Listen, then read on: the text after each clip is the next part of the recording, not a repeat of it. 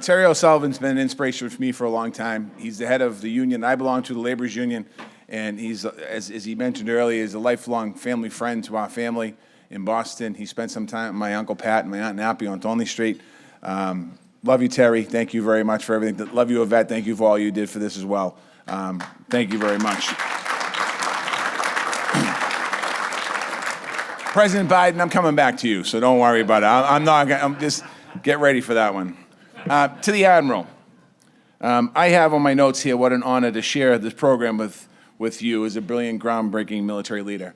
But really, as I was hearing you speak and I was hearing your introduction, I just want to say thank you for your sacrifice to our country to make us safe every night. 40 years of dedicated sacrifice and fighting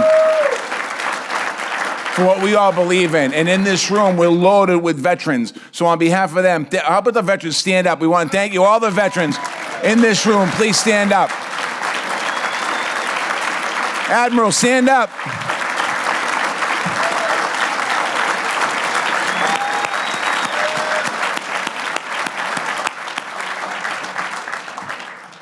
To the chair of the board, Bruce Pursley, and all the board members that are here tonight and that couldn't be here tonight, thank you for the amazing work you do.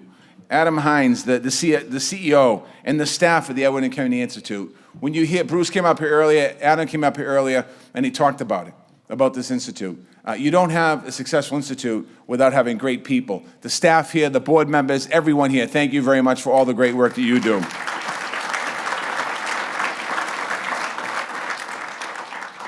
To Ambassador Kennedy, one of the highlights of my time as Labor Secretary was going to visit you. It was just an amazing, amazing thing, and you made me look real good in front of the Department of Labor staff, so I want to thank you for that. To the members of the Kennedy family, thank you for what you continue to do. Many of you, none of you are in politics at the moment, but yet you still give back in different areas. I could go through every one of them, but I can't do it right now because we're getting late. And I want to thank you for all that you've done for our country and for our state and for our city. And I also want to thank Patrick Kennedy, who came up here to start the night off, that took half of my speech with him. So thank you very much, Patrick. To the elected officials, my friends that are in this room, from my past life of being a state representative and being the mayor of Boston and Labor Secretary, I want to thank all of you. You don't have to. I can't mention you because I'm running out of time here, but I love you and thank you for the work you do. Labor leaders, business leaders in this room, you know, this seems to be very slanted towards labor. I'm sorry, the room is slanted towards labor, but the business. Listen, if we don't have businesses, we don't have labor unions. So let's thank the businesses in this room.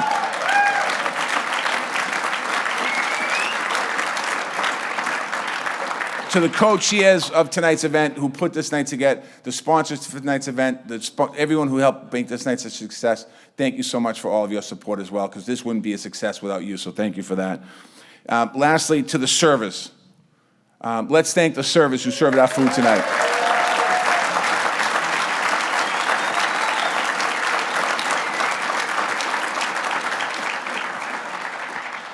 Again, I just want to congratulate everyone involved on the incredible success this institute has been. You have given thousands of people from across the country and around the world an understanding of how democracy works, young people that come through these doors every single day, and how we work together, and we need to continue to work together to keep it strong, now more than ever. You've heard every person that came up here before me, including the President of the United States of America, talk about the importance of us working collectively together. 10 years ago, when I was the mayor of Boston, I was here for the opening ceremony. I talked about that day how Senator Kennedy's grandfather served as mayor of Boston, and he raised his daughter, Rose Kennedy, right here in the Dorchester neighborhood that I have always called home. Her son Teddy, Senator Kennedy, served this neighborhood and all the constituents with love for the people and respect for their voices. My father and my Uncle Pat, when they came from Ireland and they joined the Laborers Union, showed me how to keep helping people and why it's important for us that we need to stick together and work hard. We had great national leaders from Boston, Ted Kennedy, Joe Mowgli, Tip O'Neill, who taught us the values and how we work in the halls of power.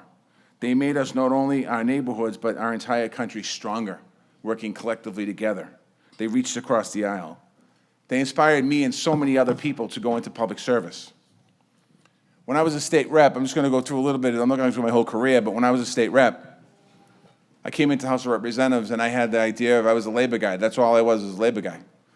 And there was a Republican speaking from the floor one day, and he was talking about the unions, and I wanted to go after him afterwards. I was in the back of the chamber, and I said, I want to go after that guy because he said something about the AFL-CIO. And a couple of my colleagues in the House at the time, one whose son is here, Kevin Fitzgerald, grabbed me in the back and said, let's go for a walk. Today's enemy is tomorrow's friend. And I took those words literally, and I went and made relationships across the aisle. And I realized working across the aisle is a lot easier because you're able to get compromised and move forward. And you think about Massachusetts, we were the first state in the country to have universal health insurance, signed into law by a Republican governor, working collectively together.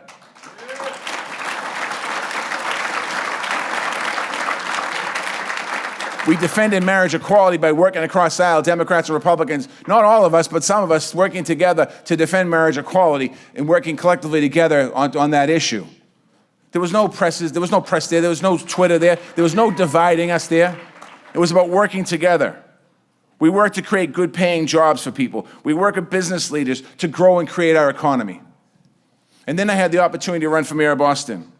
And I continued moving our economy forward, working collectively together. It was important for me to listen to every voice and return every phone call. I believe that everyone who wants to invest in their time and talent and temperature in our issues is important for us to listen to and hear about. We brought people together from all over the city of Boston, Democrats, Republicans, Independents, progressives, the right with the left, everyone you want to talk about.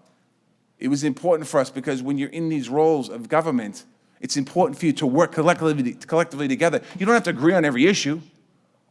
You don't even have to really like the other person. But what you have to do is understand that you're both there to represent people. And you're there to work collectively together to move things forward. As mayor of the city of Boston, in 7 years, we added 140,000 new jobs. We approved $48 billion in new development. We built over 50,000 new homes. We had a AAA bond rating for 7 consecutive years. We worked to renovate libraries in different parts of our community. We worked on building new schools in our communities. We made investments in parks in our communities. We renovated housing developments in our communities. We did a whole bunch of different things in our communities. During COVID, when we had a pandemic, as you were watching mayors and governors all across the country fighting each other about what was right to do, Marty Walsh, the Democratic mayor, and Charlie Baker, the Republican governor, worked collectively together to make sure people were safe, moving us forward and creating a message that was positive. Our disagreements happened behind the scenes, not in front of everybody. When you think about that, it's important for us. It's important for us to continue to come together. I told you those accomplishments that we were able to accomplish in my administration, not to get a pat in the back, but to let you know on every single one of them, there was another side of the coin. There were people fighting, and we were able to improve legislation. We were able to improve our policies. We were able to move forward. That's what we need more of today. Then January of 2021 came, and I got a phone call from the man sitting right there. I was in my office. I was in the Eagle Room. I was practicing my State of the City speech, and I got a phone call. And I saw it, looked in the number, and I saw the number, and I took the call. I went out and took the call, and I went into my office, and the President of the United States was there. Marty, I need people like you in my administration, and I'm asking you, would you serve as my labor secretary for the United States of America? And I was emotional because at that moment it hit me. I have to leave the job that I love and the people that I represent, but there's a higher calling because this man here, when I met in 2008 or 7 at one point, I understood what he wanted to do and where our country was at that particular moment in time, and that it was important to have people that understood how to get things done, how to work together, and how to heal our country off of COVID and off of an administration that previously, before the President Biden's. So I took what I learned being a state representative, I took what I learned being mayor of the city of Boston, and I took what I learned from my kitchen table down to Washington, D.C. And I got to work with the president who approaches the nation's challenges the same way we did in Boston by lifting up our country and moving our country forward. The president got me to go around the country and talk and listen to working people. I went to union halls. I went to job sites. I went to daycare centers. I went to Head Start programs. I went to factories. I went to power plants. I went to boardrooms and office buildings. I went from Florida to Oregon. We also brought workers to Washington, to the White House. And also we used the Francis Perkins building in D.C., which is where the Department of Labor is. And by the way, Francis Perkins was born in Boston, Massachusetts, so we claim her the first Labor Secretary of the United States of America. There's a lot of conversation that I see on TV and pundits talking about the president and his legacy and what's going on and how they're trying to define it. Let me just tell you something, a couple of things that I witnessed firsthand as someone who worked on job sites and led unions. This was the most worker-friendly administration in the history of the United States of America, thanks to President Joe Biden.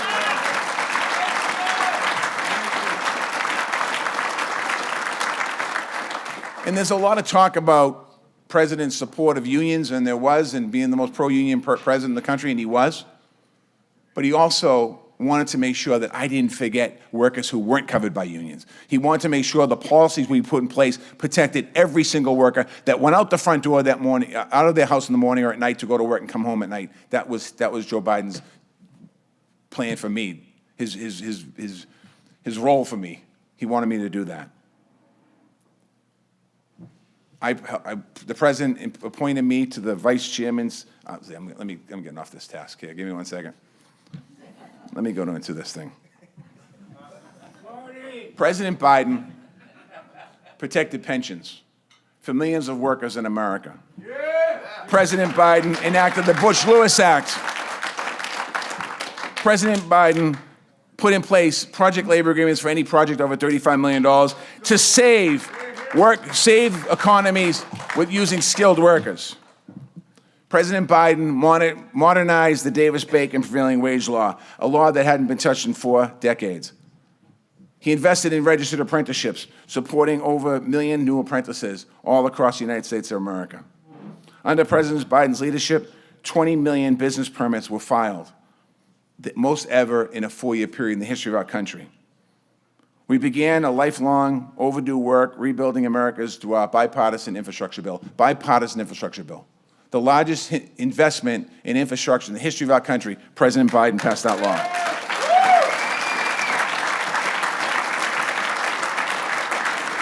As we sit here and stand here tonight, that law has created over 2 million jobs and continues to create jobs for the next decade because of the work that this man has done.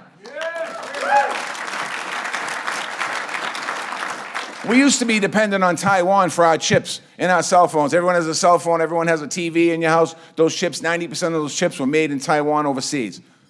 President Biden's chip bill is changing that. When the chip manufacturers are built and these companies are open, 90% of those chips will be made in the United States of America, which means we're manufacturing more in the United States of America than we have in the past. That bill also included $200 million in workforce development job training. The president also worked to make sure the companies receiving major funding to provide plans for affordable, high-quality child care in our country. President Biden, as Terry O'Sullivan just said, did more in 4 years than a lot of presidents do in 8 years. I'd be willing to bet President Biden did more in 4 years than any president since FDR did in 4 years as President of the United States of America.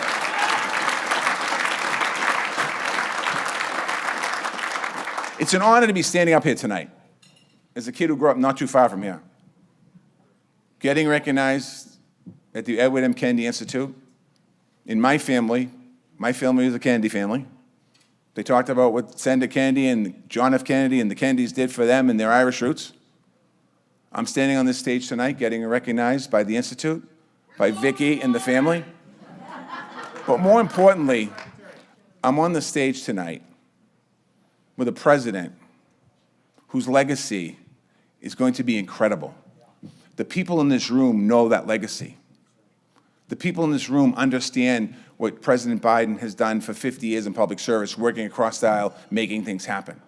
In his first 2 years, over 200 pieces of legislation that were bipartisan. We need to take this message out. There's a lot of down right now, a lot of doom and gloom, what's going on. there's no doom and gloom. It's up to us. The elected leaders in this room, it's up to you. You have the bully pulpit. The union members, the union leaders in this room, it's up to you. Talk in your union halls. The business people in this room, it's up to you. Tell your clients and tell what's happening in this country. It's important. There's a lot of hope in this country. When we recognize two outstanding people tonight that have sacrificed combined over 90 years of their life dedicated to the men and women of the United States, one in public service and one in the military. There is great things happening. So it's important for us not to forget it.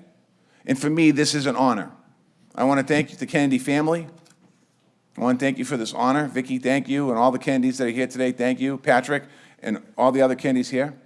To my brothers and sisters in labor, thank you very much for always having my back. And to the business community in this room, thank you. The Boston business community in this room, thank you, too, for always having my back.